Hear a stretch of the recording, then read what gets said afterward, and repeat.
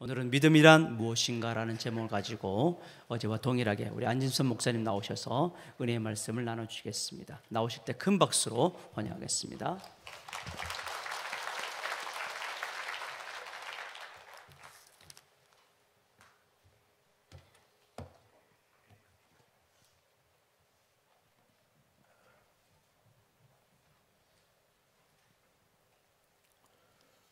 제가 고등학교 때 경험한 일인데요. 어느 날 저희 형님께서 구약성경 창세기를 읽고 있었습니다. 창세기 읽다가 아마 야곱에 대한 내용을 읽게 된 것 같습니다. 상당히 흥분하면서 야곱을 비난하는 것입니다. 야, 진서봐, 야곱은 정말 나쁜 놈이야. 그렇게 생각하지 않냐? 나중에 성경을 좀 알게 되고 그 말이 무슨 말인가 알게 됐습니다. 우선 야곱은 형이 배고플 때를 노려서 팥죽 한 그릇으로 형의 장자의 명분을 빼앗은 사건이 있었죠.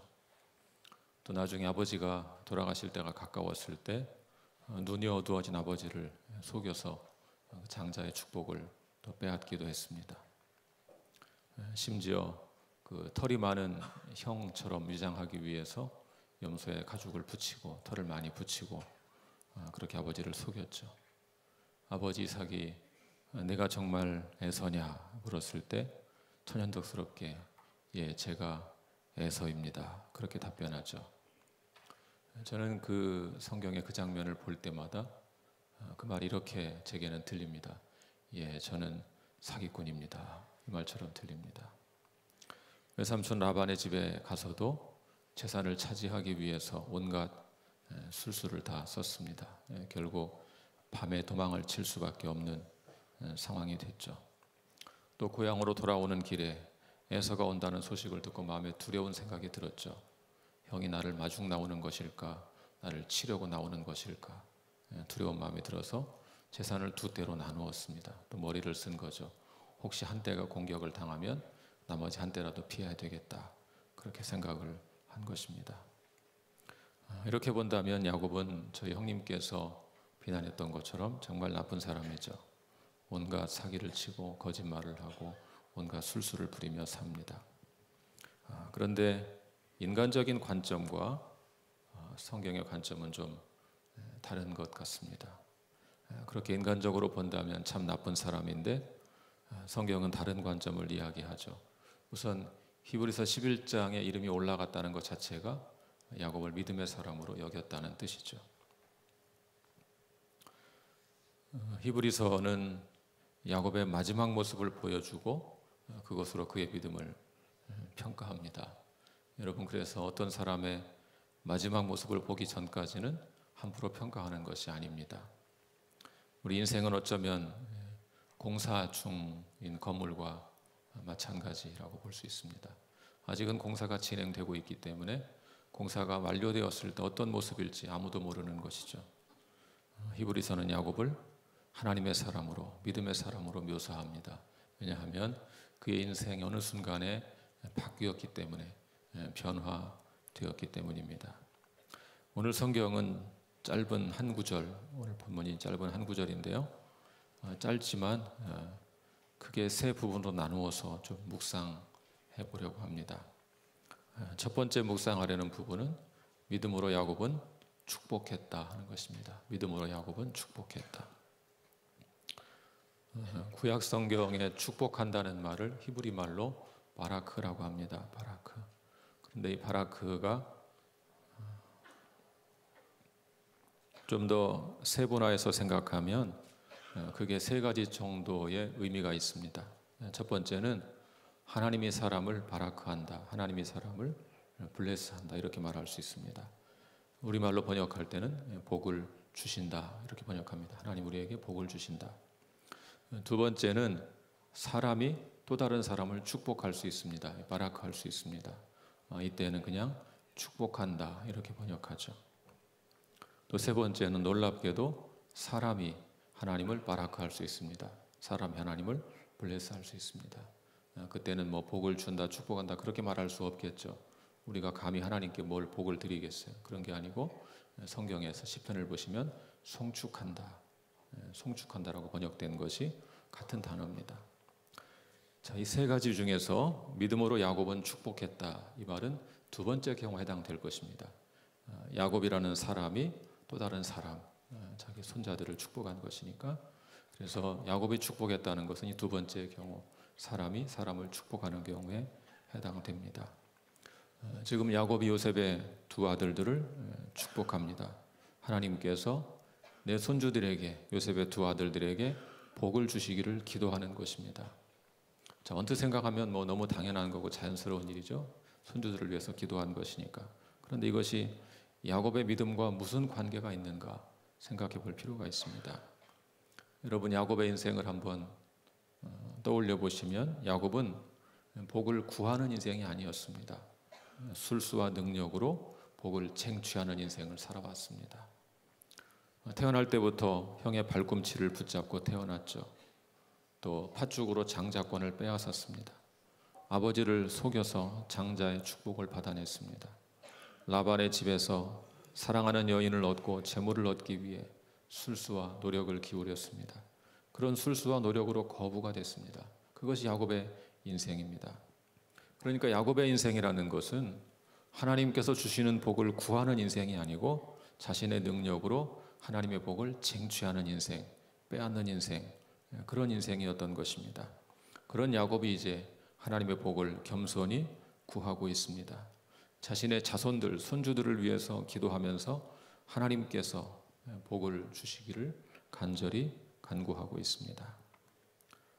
사랑하는 여러분, 복을 쟁취하는 인생을 살지 마시고 복을 구하는 인생을 사시기를 바랍니다.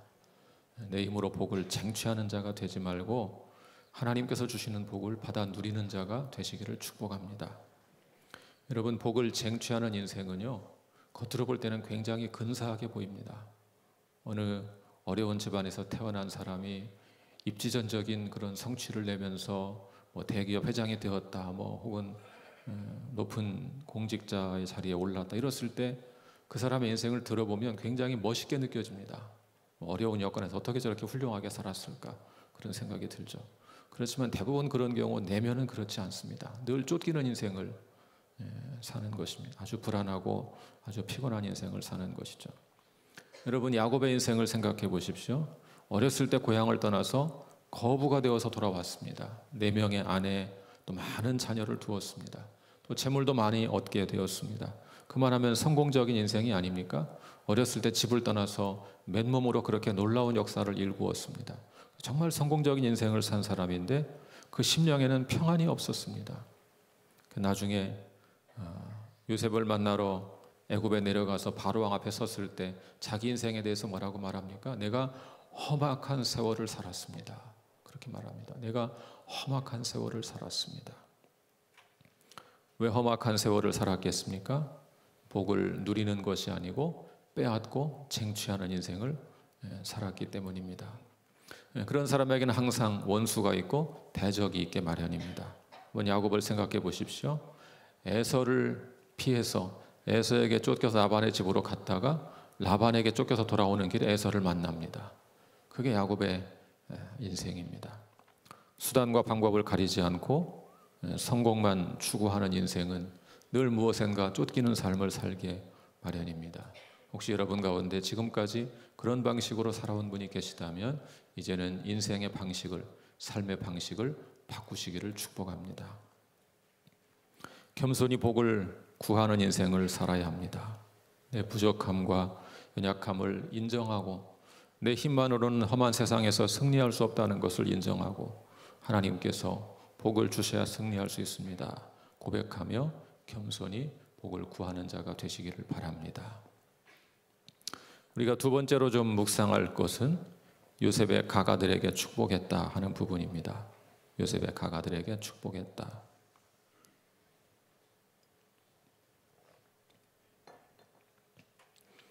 성경을 한번 찾아볼까요? 창세기 48장 8절을 보겠습니다.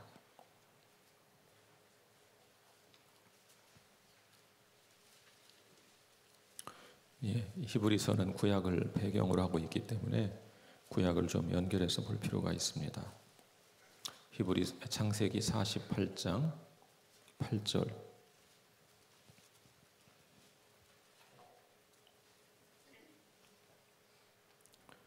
창세기 48장 8절부터 좀 길지만 20절까지 저와 함께 한 절씩 교독하겠습니다. 창세기 48장 77쪽 제가 먼저 읽겠습니다. 이스라엘이 요셉의 아들들을 보고 이르되 이들은 누구냐?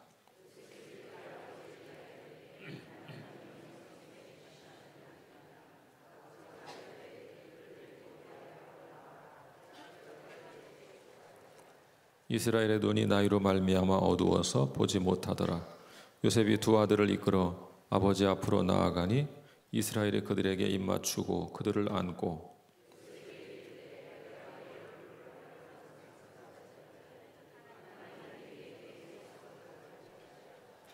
요셉이 아버지의 무릎 사이에서 두 아들을 물러나게 하고 땅에 엎드려 절하고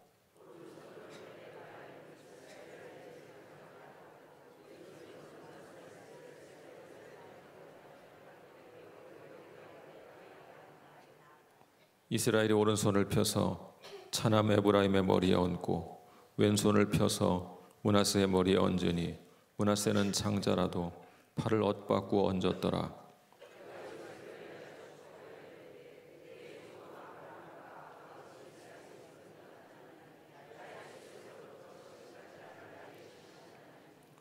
나를 모든 환난에서 건지신 여호와의 사자께서 이 아이들에게 복을 주시오며 이들로 내 이름과 내 조상 아브라함과 이삭의 이름으로 칭하게 하시오며 이들이 세상에서 번식되게 하시기를 원하나이다.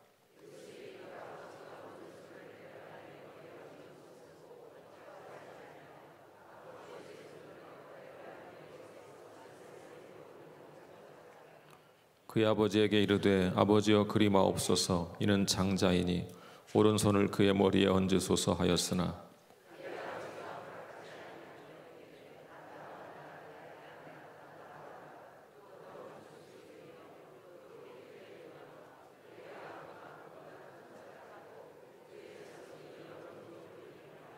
다 같이 그날에 그들에게 축복하여 이르되 이스라엘이 너로 말미암아 축복하기를 하나님이 내게 에브라임 같고 므낫세 같게 하시리라 하며 에브라임을 므낫세보다 앞세웠더라. 왜 야곱은 요셉의 두 아들을 축복할 때 차남을 더 크게 축복했을까요? 보통 일반적인 전통은 장남을 축복하는 것이 아닙니까? 어떤 신학자가 좀 황당한 해석을 했습니다. 야곱 자신이 왕년에 아버지를 속여본 경험이 있기 때문에 요셉이 속일 줄 알고 팔을 엇바꾸었다 이렇게 해석하기도 했습니다. 손을 이렇게 엇갈린 것이죠. 요건 몰랐지 뭐 이런 식으로 해석하는 사람도 보았습니다. 또 어떤 분은 야곱이 차남이었기 때문에 장남보다 차남을 더 좋아했다 뭐 그렇게 해석하기도 합니다. 그러나 그런 해석은 다 옛날의 야곱에 기반한 해석이죠. 야곱은 이제 이스라엘로 변화되었습니다. 자, 그렇다면 왜 야곱은 장남이 아니라 차남에게 축복했을까요? 사실 그 이유는 아무도 모릅니다. 다만 분명한 것은 야곱은 자신의 생각이 아니라 하나님의 주권적인 인도하심을 따라 그렇게 했다는 것입니다. 유대인들은 통상적으로 장남에게 축복권을 상속합니다. 그러나 성경은 그렇지 않은 경우가 참 많습니다. 여러분, 아담의 두 아들 가인과 아벨 중에 가인은 살인자가 되었고 아벨은 죽임을 당했습니다. 결국 누가 계승했습니까? 셋이라는 그 후에 태어난 아들이 믿음의 대를 이어갔습니다. 이삭의 두 아들 에서와 야곱 중에 야곱이 믿음의 대를 이어갑니다. 야곱의 12아들 중에서도 장남인 르우벤이 아니라 유다가 대를 이어갑니다. 세상 사람들은 장남에게 축복권을 상속합니다.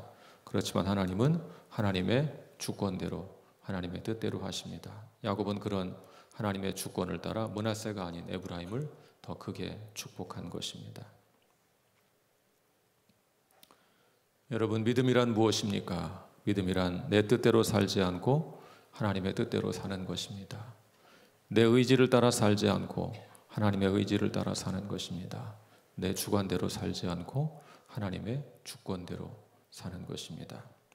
여러분, 내 인생이라고 해서 내 마음대로 되는 것이 아닙니다. 혹시 지금까지 여러분의 마음대로 되었다고 해도 어느 날 내 인생에 브레이크가 걸리는 날이 찾아옵니다. 그러므로 이제 하나님의 주권에 주목하시기 바랍니다. 전능하신 하나님의 주권을 주목하십시오. 그분만을 온전히 의지하십시오. 그런 인생이 가장 복된 인생인 줄로 믿습니다. 우리가 세 번째로 좀 묵상할 부분은 야곱이 그 지팡이 머리에 의지하여 경배했다는 것입니다. 지팡이 머리에 의지한다. 좀 낯선 모습이 아닙니까? 우리가 생각하는 야곱을 떠올리면 좀 낯설다는 생각이 들죠. 야곱은 지금까지 늘 자신의 힘을 의지한 사람입니다. 그런데 이제 지팡이에 의지하는 신세가 되었습니다. 이런 야곱의 모습은 인간의 연약함과 유한함을 잘 보여줍니다. 야곱이 정말 대단한 사람이 아니었으니까 빈몸으로 낯선 땅에서 거부가 되었습니다. 야복 강가에서 천사와 밤이 새도록 씨름했습니다. 그렇게 당당하고 그렇게 뭔가 진취적이고 그런 야곱의 모습을 생각하면 지금 지팡이 하나에 의지하고 서 있는 모습은 사실 어울리는 모습이 아닙니다. 이제 야곱은 그런 연약한 모습으로 서 있습니다. 일평생 자신의 힘과 능력으로 세상을 살아보았습니다. 결론은 그렇게 사는 것은 불가능하다는 것입니다. 젊고 혈기왕성할 때는 가능한 것처럼 보였습니다. 그런데 늙고 병들어 보니까 자기 마음대로 살 수 없다는 것을 깨닫게 되었습니다. 그래서 지팡이에 의지하고 서서 자신의 삶을 지금까지 인도하신 하나님께 경배합니다. 야곱은 자기의 힘을 의지하고 살다가 험한 일을 많이 겪었습니다. 가장 사랑하던 아내 라헬의 소생 요셉을 어린 나이에 잃었습니다. 자식을 잃고 얼마나 야곱이 상심했겠습니까? 가장 사랑하던 아들을 잃었습니다. 아마 그 마음은 자식을 잃어본 사람만이 알 것입니다. 한 15년 전에 우리 교회 예배 인도하던 형제가 선교지에 훈련받으러 갔다가 주님의 부르심을 받는 가슴 아픈 일이 있었습니다. 저는 그때 그 시간들을 제가 평생 잊을 수가 없습니다. 너무도 고통스러웠습니다.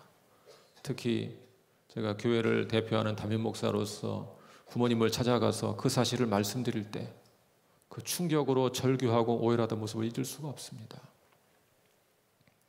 그렇게 정말 경황이 없이 장례식을 치르고 그렇게 하고 한참 세월이 흘렀습니다. 어느 날 밤 12시가 넘은 시간에 갑자기 자는데 전화가 걸려왔습니다. 그 어머님의 전화였습니다. 제게 전화를 하셔서는 목사님, 우리 아들이 보고 싶어요. 말씀하시고 막 우는 것입니다. 제가 무슨 말을 하겠습니까?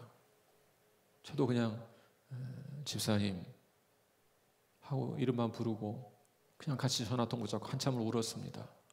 한참 울고 나시더니 목사님 밤중에 죄송해요. 그러고 끊으시더라고요.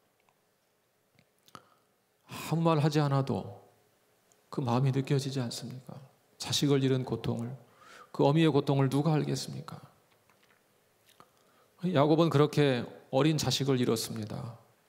그런데 하나님은 요셉을 다시 만나는 복을 허락하셨습니다. 요셉을 만나기 위해서 야곱이 한 일이 무엇이 있습니까?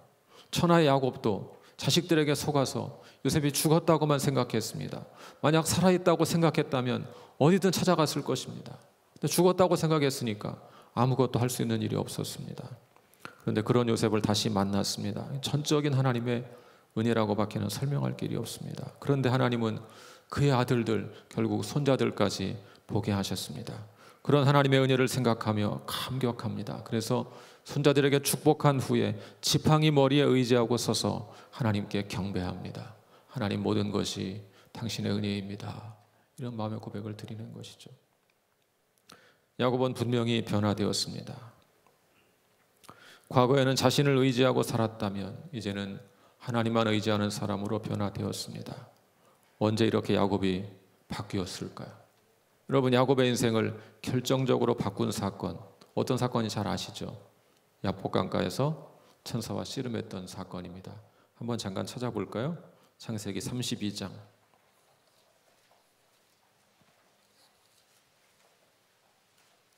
32장 22절.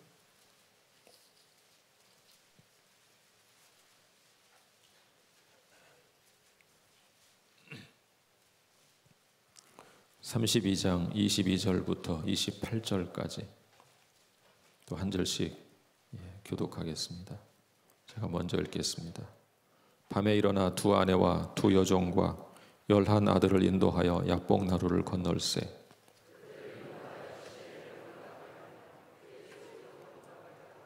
야곱은 홀로 남았더니 어떤 사람이 날이 새도록 야곱과 씨름하다가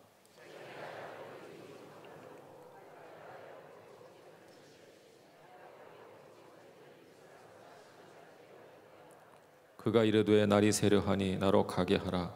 야곱이 이르되 당신이 내게 축복하지 아니하면 가게 하지 아니하겠나이다.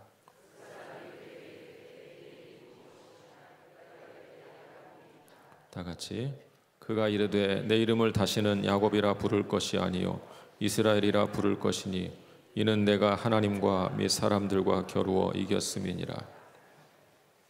큰 부자가 되어서 고향으로 돌아오던 야곱은 형 에서가 400명을 거느리고 온다는 소식을 들었습니다. 두려움에 빠져 가족들을 먼저 보내고 야복 강가에서 홀로 밤을 지새웁니다.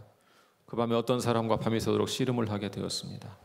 알고 보니 천사였는데 생사를 걸고 싸웠죠. 그 사람이, 그 천사가 야곱의 옛날 성경에 환도뼈라고 환도뼈를 쳤는데 환도뼈가 어긋나 다리를 절게 됐다. 이런 사건이 기록되어 있습니다. 여러분, 이 사건의 의미가 뭘까요? 이 환도뼈라고 개역 성경이 번역했던 이 단어, 히브리어 원문으로 보면 허벅지 안쪽, 허벅지 사이, 그런 뜻입니다. 그래서 옛날 개역 성경은 환도뼈라고 번역했고 요즘 개역 개정판 허벅지 관절, 표준세 번역은 엉덩이뼈, 이렇게 다양하게 번역하고 있습니다. 이게 뭘 가르치는지 알 수 있는 사건이 있습니다. 아브라함이 아들 이삭의 아내를 찾으려고 자기의 종을 보낼 때 그 종으로 맹세하게 합니다. 성경을 보면 그 종이 아브라함의 환도뼈 밑에 손을 넣고 맹세했다 그랬습니다. 허벅지 사이 안쪽에 손을 넣으면 사실은 생식기 주변에 손을 넣게 되죠. 고대 근동에서 생식기 주변에 손을 대고 맹세하는 관습이 있었습니다. 생식기는 자손을 생산하는 기관이잖아요. 그러니까 앞으로 태어날 자손들 앞에서 맹세한다, 그런 뜻입니다. 유대인들은 다음 세대를 매우 중요하게 생각했습니다. 우리의 대를 이을 다음 세대 앞에서 맹세한다, 그런 아주 확실한 맹세를 할 때 사용하던 관습이었습니다. 하나님의 천사가 야곱의 그 환도뼈를 쳤습니다. 허벅지 관절을 쳤다, 환도뼈를 쳤다, 그 말은 생식기를 쳤다, 그 말입니다. 생식기를 공격했다는 것은 적어도 일시적으로라도 이제 더 이상 자손을 낳을 수 없다, 그런 뜻이 되는 것이죠. 물론 상징적인 의미가 있습니다. 실제로 야곱이 영원토록 자식을 낳지 못한다, 그런 뜻은 아닙니다. 나중에 베냐민이라는 막내를 실제로 낳게 됐죠. 그렇지만 이 사건은 야곱에게 매우 중요한 교훈을 던져 주었습니다. 이 고대인들에게 생식 기능을 잃는다는 것, 그것은 죽은 것과 마찬가지입니다. 아브라함이 100세에 이삭을 낳은 것을 두고 성경이 뭐라고 표현하냐면 거의 죽은 사람이나 방불하던 아브라함에게 자녀를 주셨다, 그렇게 말합니다. 아브라함이 죽은 사람이 아니죠. 자손을 얻을 수 없는 상태가 되었기 때문에 죽은 사람과 같았다, 이렇게 표현하는 것입니다. 그러니까 야곱은 사실상 이때 죽은 것입니다. 옛날의 야곱은 이때 죽었습니다. 그래서 천사가 그 자리에서 야곱의 이름을 바꾸어 주었죠. 이제 더 이상 내 이름을 야곱이라 하지 말고 이스라엘이라고 하라.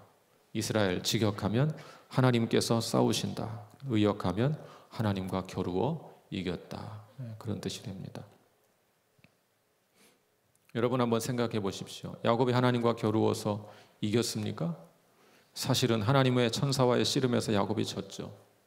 끝까지 버텼지만 마지막에 공격을 당하고 한판 패를 당했습니다. 천사의 공격으로 생식 기능을 잃을 뻔했습니다. 결국 야곱은 그 싸움에서 졌습니다. 놀랍게도 야곱에게는 지는 것이 곧 이기는 것이었습니다. 욕심대로 살던 야곱, 성공과 출세를 위해 달려왔던 야곱은 그날 죽었습니다. 그러자 새로운 사람으로 이스라엘로 거듭났습니다. 내가 그리스도와 함께 십자가에 못 박혔나니 그런즉 이제는 내가 산 것이 아니요 오직 내 안에 그리스도께서 사신 것이라. 내 능력을 의지하던 옛사람의 습관을 포기했을 때 새로운 사람으로 거듭났습니다. 내 재주와 능력으로 복을 쟁취하려는 생각을 버리면 그때 비로소 하나님께서 주시는 진정한 복, 참된 복을 누리게 되는 것입니다. 파리 에생 쉴피스 성당에 가면 둘라크로아의 벽화가 있습니다. 야곱과 천사. 사실은 이런 벽화나 조각상이 많습니다. 성경에서 모티브를 딴 야곱과 천사의 싸움하는 장면을 그린 그림이나 벽화가 많이 있습니다. 한쪽에는 근육질의 남성으로 묘사된 야곱이 있고 또 한쪽에는 날개가 달린 천사가 있고 둘이 손을 붙잡고 씨름하는 그런 모습입니다. 2차 세계대전 중반에 유대인 대학살을 겪을 때 그 겪고 난 유대인 제이콥 엡슈타인이라는 사람이 또 조각을 했습니다. 야곱과 천사, 동일한 제목입니다. 석고상을 조각했습니다. 어느 날 켈빈 시어벨드라는 사람이 그 석고상을 한참 바라보다가 새롭게 그 석고상을 해석했습니다. 켈빈 시어벨드는 서로가 두 사람이 지금 씨름하는 것처럼 보이지만 씨름하는 것이 아니고 하나님의 천사가 야곱을 포옹하고 있다 그랬습니다. 여러분, 그럴듯하지 않습니까? 손을 어긋맞겨서 붙잡고 있는 모습이 씨름하는 모습으로 보이기도 하지만 보는 시각에 따라서 마치 포옹하는 것처럼 보이기도 하죠. 켈빈 시어벨드의 통찰력은 참으로 탁월합니다. 우리가 하나님과 씨름하는 것 같지만 사실은 하나님께서 우리를 포옹하고 있는 것입니다. 우리가 하나님을 붙잡고 씨름하는 것처럼 보이지만 사실은 지나간 우리 인생에서 하나님은 우리를 늘 안고 오셨던 것이죠. 여러분, 믿음이란 무엇입니까? 오늘 히브리서의 말씀이 우리에게 강조하는 믿음은 무엇입니까? 아주 단순한 사실을 가리키는 것이죠. 내 능력을 의지하지 않고 하나님의 능력을 의지하는 것, 그것을 믿음이라고 하는 것입니다. 내 힘을 의지하지 않고 하나님의 힘을 의지하는 것을 믿음이라고 하는 것입니다. 내 주관대로 살지 않고 하나님의 주권을 따라 사는 것을 믿음이라고 하는 것입니다. 내 고집대로 살려는 옛사람을 죽이는 것이 믿음입니다. 신앙생활이란 일평생 나의 옛사람과 싸우는 것입니다. 그래서 바울이 뭐라고 고백했습니까? 나는 날마다 죽노라. 그렇게 고백했던 것이죠. 그런데 이렇게 제가 성도들에게 옛사람을 죽여야 한다 이렇게 말하면 옛사람 죽으면 인생이 괴로워지는 줄 압니다. 옛사람 다 죽고 무슨 재미로 살아요? 그러는 분들이 계세요. 시편 35편 27절에 주님은 그의 종의 평안함을 기뻐하신다 그랬습니다. NIV 성경은 여기 평안함을 웰빙이라고 번역했습니다. 그의 종의 웰빙을 기뻐하신다. 성도들은 옛사람이 죽으면 행복이 끝나고 고통이 시작되는 줄 압니다. 결코 그렇지 않습니다. 내 자아를 죽이고 하나님을 의지하면 진정으로 행복한 삶이 시작됩니다. 세상이 주는 일시적인 웰빙이 아니라 하나님께서 주시는 영원한 웰빙이 시작되는 것입니다. 우리 교회 성도 가운데 카이스트에서 교수하시는 분이 계십니다. 그거 들어볼 때 아무런 부족할 것이 없게 보이는 분입니다. 잘 모르는 사람들이 볼 때. 본인은 서울대학교를 졸업하고 미국에 유학 가서 명문대학에서 박사학위를 받고 젊은 나이에 카이스트의 교수가 되었습니다. 우리나라의 자기 분야의 최고의 권위자입니다. 또 부인은 이화여대를 졸업하고 그렇게 함께 결혼해서 가정을 이루고 살고 있습니다. 그런데 이 집안에 말할 수 없는 고난이 있습니다. 이 두 사람 본인은 건강에 문제가 없는데 유전적인 이유로 둘이 만나면 자식에게는 유전적인 치명적인 질환이 생기는 것입니다. 그래서 선천적인 백혈병이 생겼습니다. 첫 아이를 그렇게 백혈병이라는 것을 알고 그 아이를 고치기 위해서 그 당시 세계에서 제일 좋다는 미국의 병원에 가서 이식 수술을 받았지만 골수 이식 수술을 받았지만 결국 아이는 사망하고 말았습니다. 그런데 슬퍼할 겨를도 없이 그러는 사이에 둘째가 태어났는데 둘째도 동일한 질병을 갖고 있는 것입니다. 첫 아이가 죽을 때는 제가 목회할 때가 아니었고 이제 둘째 아이를 제가 함께 겪었습니다. 첫 아이를 잃어본 경험이 있기 때문에 골수 이식을 하는 것이 두려웠습니다. 이식을 하지 않고 스테로이드제를 써서 계속 그냥 견디고 있었습니다. 그러다가 그 아이가 이제 10대 중반에 사춘기 소년이 됐습니다. 더 이상은 스테로이드제를 가지고 견딜 수가 없습니다. 왜냐하면 이 스테로이드제를 계속 투약하면 간이나 다른 장기에 데미지를 입게 됩니다. 그 약을 끊으면 원래 가지고 있던 백혈병으로 죽게 됩니다. 진퇴양난인 것이죠. 그 병원에서는 수술을 받자고 제안을 합니다. 본인은, 이 부모는 두려워서 수술을 받지 않겠다고 말합니다. 네, 그러는 사이에 아이가 성장해서 청소년이 되었기 때문에 아이의 결정이 중요하다는 생각이 들어서 아이에게 물었습니다. 아이가 수술을 받겠다 그랬습니다. 그래서 저는 그분이 이제 어느 병원에 가 수술을 받을까 고민을 하고 있었는데, 제가 사는 곳이 대전인데 대전에 있는 대학병원에서 수술을 받겠다고 그랬습니다. 첫 아이 때는 미국까지 갔거든요. 그래서 제가 좀 의아한 생각이 들어서 그랬습니다. 서울에 있는 병원으로 가시지 그러십니까?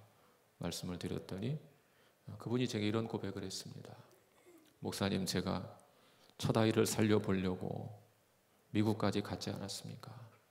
그런데 그 아이는 죽고 말았습니다. 제가 그 일을 통해서 깨달은 것이 있습니다. 생명은 하나님께 달려있는 것이다. 그런 사실을 깨닫게 됐습니다. 그래서 하나님께 맡기고 수술을 하려고 합니다.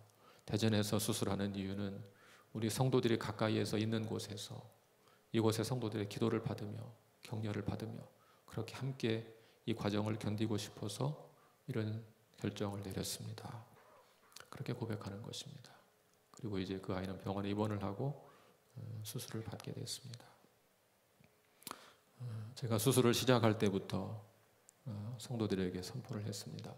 제가 매일 9시에 교회에서 그 아이를 위해서 기도할 예정입니다. 아이가 나을 때까지 기도할 예정입니다. 그러니까 함께 기도하실 분은 나와서 기도하시면 좋겠습니다. 말씀을 드리고 매일 저녁 1시간씩 나가서 기도하게 되었습니다. 그때 수십 명의 성도들이 매일매일 나와서 그 아이를 위해서 함께 기도했습니다. 그리고 아이는 수술을 받고 이제 골수 이식 수술을 하고 나면 백혈구의 수치가 잘 늘어나는 것이 관건입니다. 잘 늘어나서 회복이 되는 것이 관건인데 수치가 떨어지면 죽는 것이고 올라가면 사는 것입니다. 그 아이의 엄마가 제게 매일매일 연락을 합니다. 첫날은 목사님 백혈구가 100개가 있습니다. 다음날 200개가 됐습니다. 400개가 됐습니다. 또 1000개가 됐습니다. 어느 날은 또 떨어집니다. 800개로 떨어졌습니다. 그러면 제가 그 내용을 그 당시에 홈페이지에 계속 올렸습니다. 오늘은 백혈구가 몇 개라고 합니다. 계속 기도합시다. 그러면 성도들 수십 명이 댓글을 답니다. 댓글을 달고 응원하고 기도하고 그렇게 온 교회가 함께 그 아이의 질병과 싸우는 시간을 동행했습니다. 어떤 성도들은 집에 가서 그 가족들 밥을 해주고 수술 받는 날 어떤 분은 병원 앞에 가서 금식하며 기도하고 그렇게 온 성도들이 함께 그 과정을 견뎠습니다. 그 과정을 통해서 이제 그 아이가 점점 회복이 되기 시작했습니다. 그리고 나중에는 이제 나와서 그해 제가 잊을 수 없는 장면이 연말에 성탄절 아이들 발표하는 시간이 있잖아요. 아이들 찬양하고 뭐 율동하고 이런 시간이 있는데 그 아이가 그날 나가서 춤을 추었습니다. 제가 그 장면을 잊지를 못합니다. 근데 그 가정이 그러면서 그런 어려운 시간을 겪으면서 정말 하나님을 의지하고 산다는 것이 무엇인가? 내가 좋은 학교를 나오고 좋은 지성을 가지고 있고 좋은 직장을 가지고 있지만 그것으로 살 수 있는 것이 아니고 의지할 분은 하나님밖에 없구나. 그렇게 진심으로 경험하고 고백하게 되었습니다. 사랑하는 여러분, 여러분의 능력 죄송하지만 그거 아무것도 아닙니다. 정말 아무것도 아닙니다. 인간의 능력이라는 것이 하나님의 손끝 하나만 갖지 못합니다. 그러므로 내 힘으로 복을 차지하는 사람이 되지 마시고 하나님께서 주시는 복을 누리는 자가 되시기를 바랍니다. 그것이 진정한 복입니다. 그런 사람에게는 평생의 선하심과 인자하심이 항상 그 뒤를 따를 것입니다.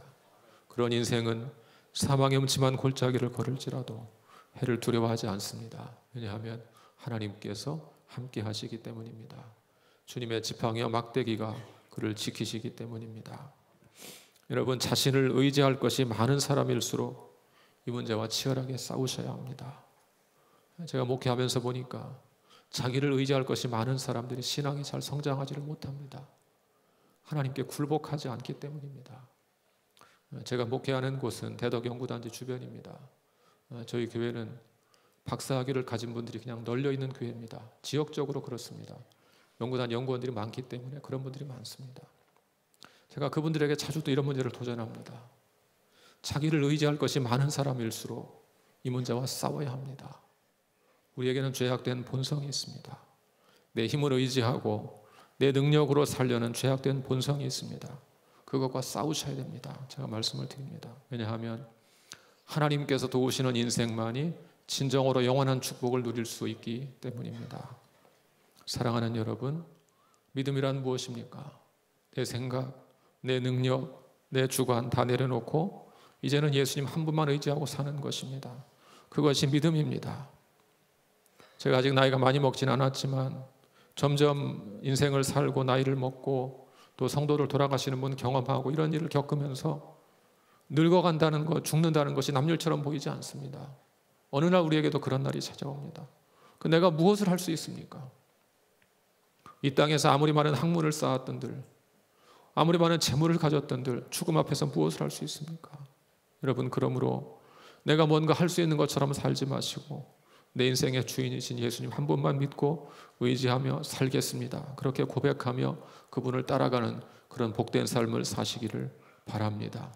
내 힘과 능력이 아니라 내 인생의 주인이신 예수님 한 분만 의지하는 복된 인생을 살아가는 여의도 침례교회 성도님들 되시기를 주님의 이름으로 축복합니다. 함께 기도하겠습니다.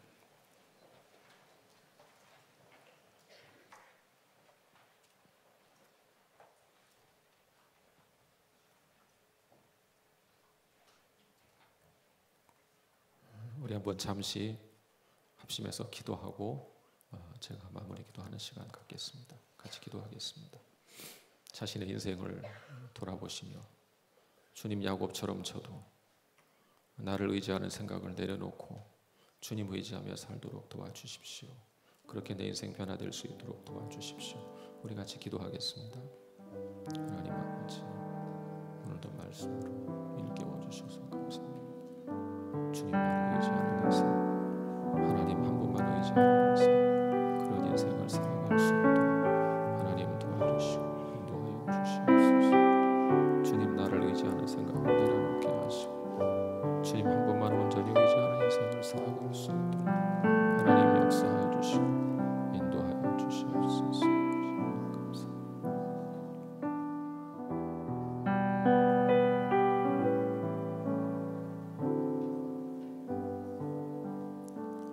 하나님 아버지,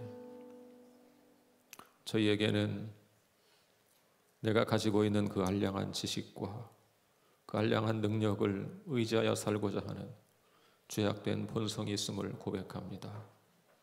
야곱이 일평생 그렇게 살았지만 자신의 인생을 돌아볼 때 험악한 세월을 살았다고 고백할 수밖에 없었고, 인생의 마지막 순간에는 지팡이 머리에 의지하고 서서 하나님의 도우심을 구할 수밖에 없는 인생임을 보았습니다. 주님, 저희도 저희의 힘과 능력을 의지하며 살지 않게 해주시고 전능하신 하나님 한 분만 의지하며 하나님께서 주시는 복을 받아 누리는 인생이 될 수 있도록, 복을 쟁취하고 빼앗는 인생이 아니라 하나님 주시는 복을 누리는 인생이 될 수 있도록 하나님 역사해 주시옵소서. 하나님 한 분만 의지하고 온전히 하나님께 우리의 생을 의탁하고 살아가는 그런 복된 인생 될 수 있도록, 그래서 영원한 천국으로 인도함 받을 수 있도록 주님 역사해 주시고 인도하여 주시옵소서. 살아계신 예수 그리스도의 이름으로 기도하옵나이다. 아멘. 기도하는 시간 갖겠습니다.